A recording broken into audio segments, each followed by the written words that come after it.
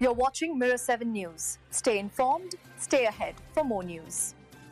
What a game it turned out to be at the Emirates, a clash that had everything you'd expect from Arsenal against Manchester City. The match finished 1-1, but the story behind it was far more dramatic than the scoreline suggests.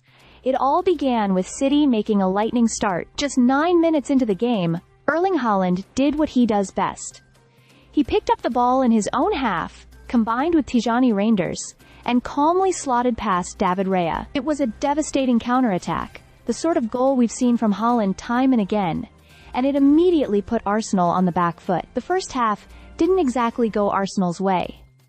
With a midfield trio of Zubimendi, Declan Rice, and Mikel Merino, the Gunners looked organized but lacked spark. The home crowd grew restless, as chances were scarce, and Manchester City looked threatening whenever they broke forward. For a while, it seemed like Pep Guardiola's men might grind out another crucial win.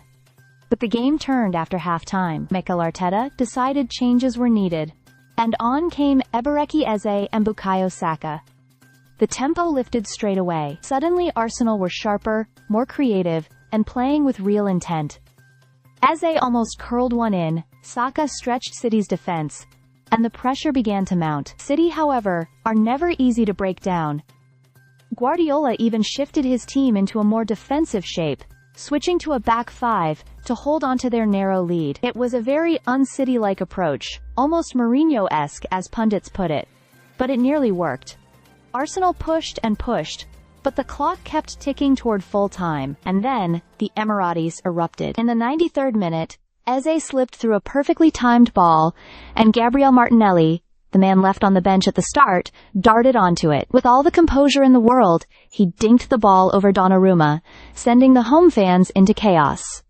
From despair to delight, in one moment, Arsenal had rescued a point. For Arteta, it was another reminder of the value of his so-called finishers.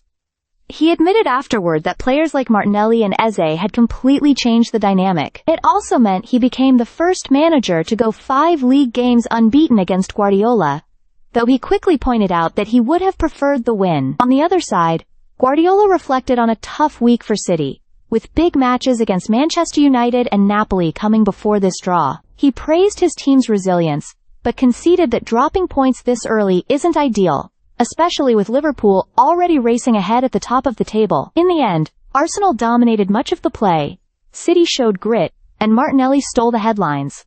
A fair result?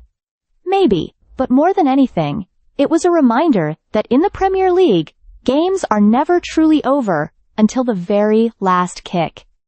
Stay subscribed for more videos.